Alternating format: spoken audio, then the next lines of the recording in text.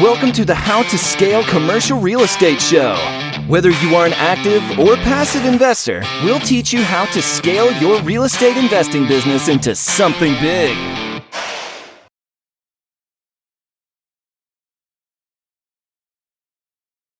Hey, Brent, welcome to the show.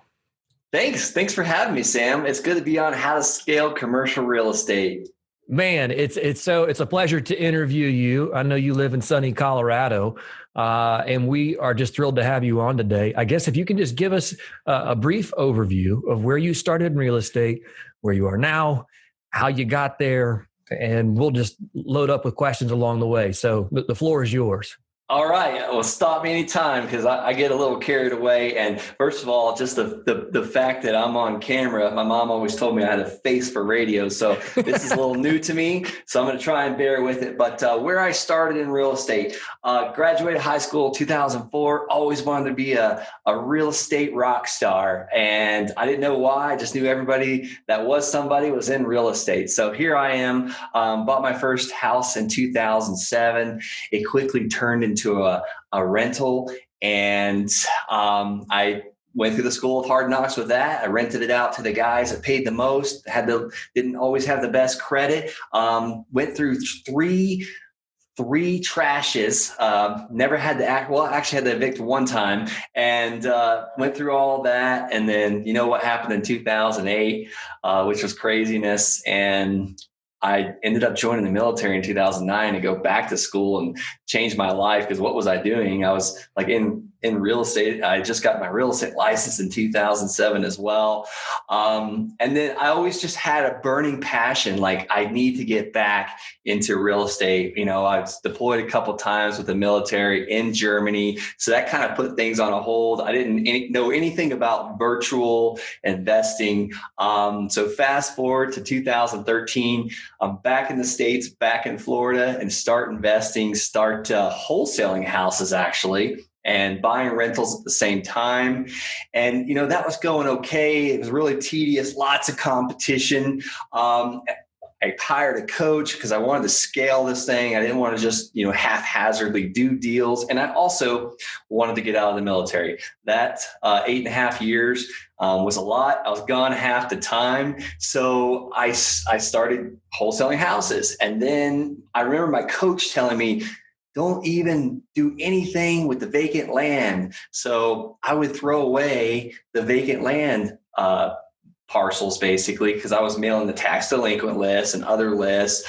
And then one day I heard some guy talking about what he was doing with tax liens on land. So I was like, you know what? I'm going to mail this land stuff. So I sent the postcard that I was sending the houses to the vacant land, the guy's tax delinquent land. And come to find out, it was actually county held tax delinquent. So this land sucked so bad that tax investors, the guys that buy the tax liens, weren't even buying these things. My phone absolutely exploded. It had never rang like that on houses. So I went out, ended up buying some of these lots, and the rest is history. We've pretty much scaled the whole land thing. I know I just shot a lot at you there. No. So that gives us a great picture. You showed us where you started and where you are now. So if you can really break down, and it sounds like you kind of told us a little about hiring a mentor and things like that, but they told you not to do what you are doing now. I'm one of those guys, you tell me to do something, I'm going to do it, but I'm also going to try something else as well, because we got to see both sides of things. Right. So I would love to hear how the land investment, like how do you make money on it? Like I can go out and buy an acre of land right now that produces zero income.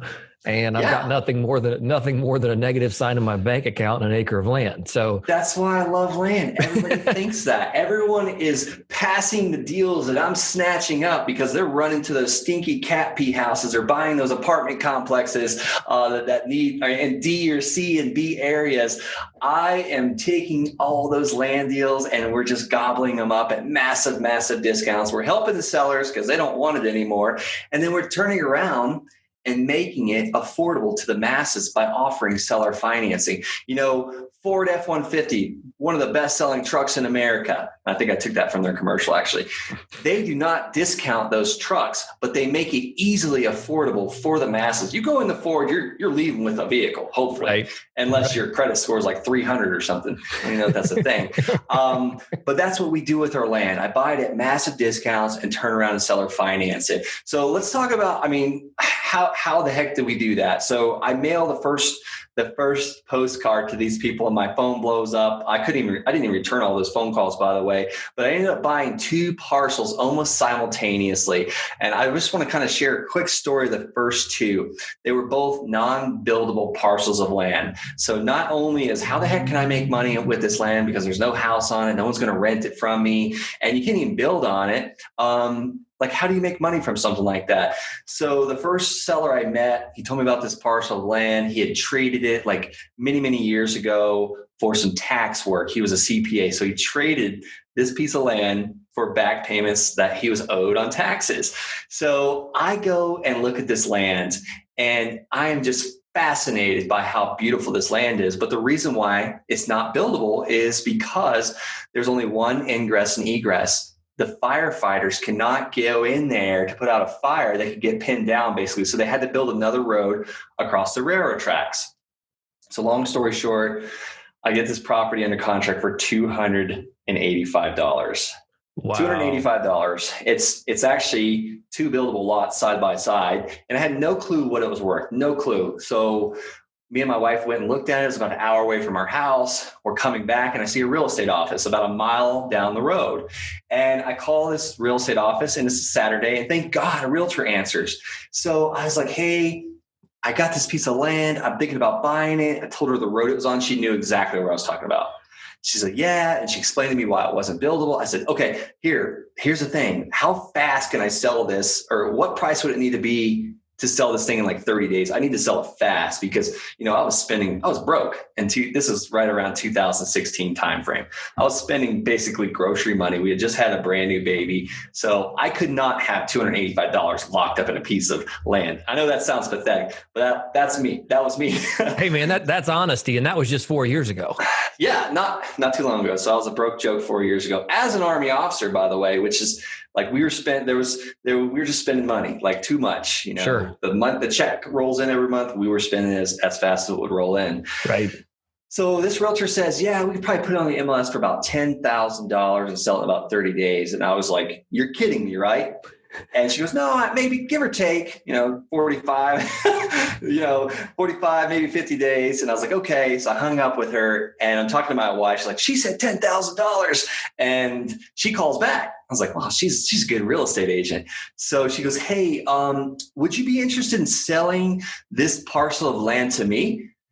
And I was thinking, this is too good to be true. Right. So I was like, sure, absolutely. And then I said, well, what are you offering? Because you want to get them to give you the price first. And she said, I could probably do $5,000. And I didn't say anything for a second because I was like sinking in. And then I said, well, when could you close? She goes, probably next Wednesday. So me being the great negotiator I am, I said, okay, let's do it. Oh, geez. So she actually sent me the contract the next day. I think it was a Sunday. She sent me the contract. I signed it. I called the seller of the land. I said, let's meet on Tuesday. I've got your money. He gave me a quick claim deed at the coffee shop right next to Fort Carson, Colorado. I owe that coffee shop a lot of money because I've done a lot of business outside because they would be closed by the time I would get there. So I'd just sit outside on their tables. But long story short, I gave this guy his $285 on a Tuesday and got my check on a Wednesday. Wow. So that was my first land deal. And I didn't believe it was true at this point. So I got another one for $500 this time. And I remember the lady, she's like, I don't know what you want with this godforsaken property. Because her husband was a stockbroker. He bought it like 20 years ago. Right. I said, I don't know either. So I sold that one for $5,000 down, paid $500 for it. And then let me take that back. I sold it for a total of $5,000. I got $500 down. So I got my money back right off the bat. So you have an infinite return basically. And then held the financing for like 9 months. Right. So those are my first two within a few weeks of each other. So now, fast forward a few years, we've just scaled that. We buy on a large basis. So we built two machines, a buying machine and a selling machine. Gotcha. So that's really my business in a nutshell. We try and collect monthly payments. Right. That's beautiful. That's beautiful. I mean, that's the passive income story with a completely different twist. So good for you for accidentally figuring that out. And I mean, I think that's so many of our story where it's like, oh, oops, I just made money. How did that happen? Yes. So good for you. What are some key lessons other than just like stumbling blindly into dumb luck money? Like, what are some key lessons you've learned along the way or strategies that you now use? Well, in the beginning, before I had hired a coach, I ended up hiring a coach to one-on-one coach me on land, like the strategies and the systems that they have. Right. Because I'm always trying to learn from others and improve and scale. And, the book Scaling Up is one of the kind of, I don't want to compare it to the Bible, but it's like the Bible for our business, basically. So key pitfalls, I could tell you one story. I found a piece of land, I used to offer like half of the assessed value, which was crazy. We can't get that right now because there's such a demand for land with this COVID going on. People are wanting to get out of the city, but I used to offer half the assessed value. So there was one property, they had assessed it at like 30,000 for the market. And then the assessed value was, I think 6,000. So I offered $3,000 and they accepted it. So I didn't even go look at the land. I drove to the people's house, which was like an hour away. So I get done with my Army job and race out there they lived in the middle of nowhere too. So I went and gave them a $3,100 check. They gave me a quit claim deed, which I didn't understand the whole quit claim and warranty deed back then, or special warranty deed. I finally had to educate myself, but one is education, but the pitfall is buying land without looking at it or doing any due diligence. They had gotten it on a tax deed sale. So they gave me a treasurer's deed, basically. So the title was clouded. Sure. And it was actually a huge gaping crater in the ground that the county said was worth like 33 grand. I think I'm getting a smoking hot deal at $3,000. So I thought I was paying 10 cents on the dollar. But long story short, I ended up selling it for exactly what I had into it, from some guy that was going to build a huge house on stilts. So it worked out, didn't lose money, but it was a big learning experience. Several things I had to learn with one transaction. Right. Yeah. Always do your due diligence, no matter how good it sounds. It seems that that's the lesson you learned there. Now, when you guys have scaled up, like what systems have you implemented? I know you said you have a buy side as well as, I think you said, a disposition or a sell side of your company. Is that right? Yeah, let's talk about systems because, I'm not a super tech guy. They always talk about automation and delegation. Being a military officer, that's all we were taught was to delegate everything. Right. So I went from enlisted to officer. I used to get underneath the Humvees with my guys when I was an officer, and I had an NCO pull me out. It's like, listen, sir, you can't be doing that anymore. So I had to learn how to delegate in the military. So I started delegating things like scrubbing my list, figuring out the name, the address, the property location, and then making sure that mail gets out. If I found that if I'm in charge of it and I'm in charge of actually physically doing it, it's not going to happen. Right. So I would put people in place to do that. So that's my systems. I've got a guy in place that makes sure the mail goes out every single day. We pick new areas and then he evaluates what they're worth and then comes up with the offer price. And then once we get something, once that letter goes to someone that's ready, willing, and able to sell, they call in and then they talk to my acquisition manager and she gets it under contract. She follows up, does all these things. And once she locks it up, then we send it to due diligence and title work and title search and all that. And then once we finally buy it, it goes to my virtual assistant in the Philippines, and she posts it on all of our mediums, which some of our mediums are carrot.com. We're on all the land sales sites like Land of America, Land Watch, all those. Love the Carrot site, by the way. Can't say enough good things about it, because if they come to my site, I now own them. Like they're going to see me forever on Instagram and Facebook and retargeting ads and pixels and all of that. Because most people don't just wake up one day and say, you know what, I want to buy land and then go and buy it on a website. No, we're going to stay in front of them for years until they finally make that decision. And then the next system is, we've got to have someone to sell that land to them, someone to write the contract, because we're not just transferring a deed, we're doing a contract for deed or a land contract. So once they pay the agreed amount, we transfer the deed to them and now they're happy landowners. And then we need some way to service these notes and these loans. So bookkeeper, QuickBooks, pulling their ACH right out of their bank account each month. We're not collecting checks. Sure. The money's coming right into our account each month. Right. So those are my systems. I wish I could say it's like a 3-step process. Really it is, buy, market, sell type thing. So there's my 3-step process. No, that's awesome. And how often do these deals go from beginning all the way to finished without you ever touching it?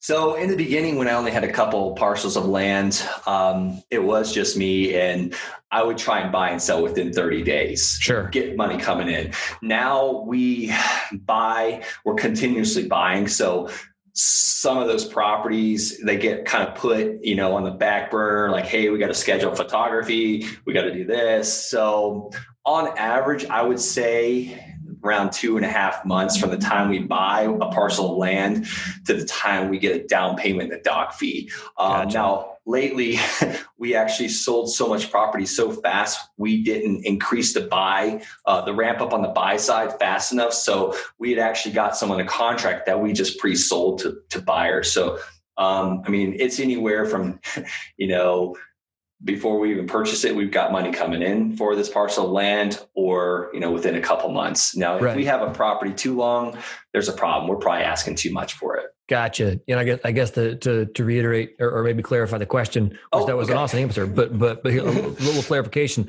Like, is your hand in the process at all, or have you set it up such that at this point you guys could literally buy and sell an asset and you would never even know the name or the address?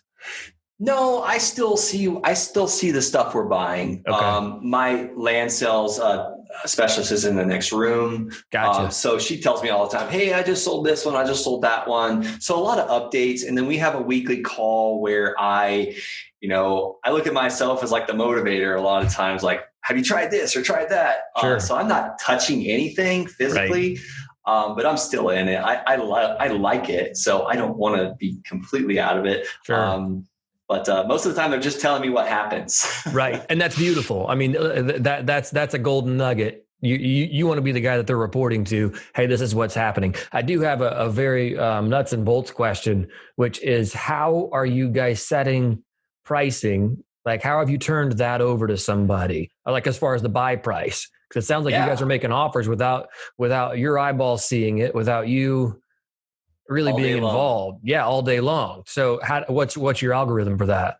So I'd like to say I have a special algorithm, but it's a gentleman sitting in Pakistan. We tell him the area. And how do we figure that area?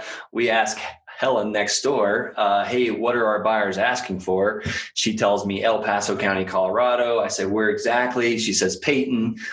So Saeed, Saeed's in Pakistan. Saeed on the Tuesday call, let's look at Peyton, Colorado. So he goes in, figures out what the land's going for, like how much per acre. Let's just use a quick example. If it's $1,000 an acre, right? The retail price now, that's on Zillow, Redfin, Realtor.com, and all the land sites. We know the retail price is $1,000 an acre. So we're going to offer somewhere around 10, 20, 30 cents on the dollar. So we're going to be offering around $300, maybe $400, depending on how hot that area is. We're going to judge it by mailers. Like if we send out a certain amount and we haven't got a call or an accepted offer, what does that tell me? I got to go up a little bit on price. So we keep inching it up. We try and see how low we can get it. So Saeed's doing that. I'd like to say it's an algorithm, but he's a pretty smart dude, probably a little smarter than I am on numbers. But that's how we figure it out. Man, that's awesome. You guys in a few short years have gone from, what was you say, it's $245 Or is it 285? What was your first one? The first one was 285. Right. I think the second one was 500. Yeah. So you've gone from sweating bullets over, oh crap, I've got to figure out a way to get my $285 back, to buying land, virtually as much as you can get your hands on. So yeah, that's about where it's at. We just picked up, which is really cool. We've kind of tapped into the gold mine, because there's guys out there that lock up like big parcels. Sure. We bought like 117 in Arizona. I just talked to a guy this morning. He's got like 65 properties. I kind of weeded out the ones like I don't like those areas because we have stuff in there we know. But I was like, I just basically asked him, what would you take for all 40 of those? So he's a friend of mine actually, but there's guys out there who will sell us bulk packages now too, and we don't even have to mail. So we'll pause our mailing for a little while, which is probably not the best idea, because that mailing literally gets us home runs. Right. But I like to, when we need land, I can't have my land specialist not making money because she's commissioned. Right. So I want to keep her always fed as well. Right. And again, figuring out those systems for, keeping your staff motivated, like making your land salesperson commission based. Oh, if they're unhappy, I know about it. They got nothing to sell, Brent. Like, come on, we need some more stuff in the door. Yeah. I don't come to the office that week. Somehow I doubt that's not true. Hey, we got to jump into the final 4 questions here. All right, let's do it. So investing in bigger assets. And if you were to distill everything you know and had to give only one piece of advice to an aspiring investor, what would it be? One piece of advice is get a coach on something you want to do. Whether it be investing in apartment complexes, investing in land, investing in houses, wholesaling. I have probably 4 coaches right now. That's a great piece of advice. Investing in yourself. What's one thing you do to stay on top of your game? Coaches. I'm always investing in coaches. I feel like every dollar, let me back that up. Every dollar I spend on myself as far as a coach or education, I know I'm getting way more than 10x results. Right. That's awesome. When it comes to investing in the world, what's one thing you're doing to make the world a better place? So I love the Underground Operation Railroad. I don't know if you've ever heard of them, but it's like a guy that got out of the FBI. They pretty much started an organization where they go in and rescue children that are enslaved for sex trafficking, kidnapped. We have a huge problem in America. Don't quote me on this number, but I think in the first 5 months of Colorado, we had 80 children go missing. That's one state in the United States. Where are they going? They're not going somewhere nice. A family is not adopting them to give them a better life. They're probably strapped to a bed somewhere, and God only knows what's going on. So that's one organization that I want to see get a lot of traction. I know Tony Robbins is a huge contributor to them. He funds a lot of their stuff, and then some other friends of mine. But that's one of our organizations that we'd love to give to. That's awesome. How can people learn more about you and get in touch with you? Thanks for asking. So I just started coaching guys how to do this June 1st, about almost 6 months ago now. And we got students having success. If you want to talk to me, if you can get on a phone call, I'd love to help you out. Go to thelandsharks.com, and I'll spell it out for those guys that listen to this on 2X. That's TheLandSharks.com, thelandsharks.com. Right. So plural on the sharks. That's super helpful. Brent, you've been awesome. Thanks for sharing with us your wisdom. Certainly appreciate it, and look forward to connecting here again soon. Thanks so much, Sam. I appreciate it. How to scale commercial real estate. Thank you, sir.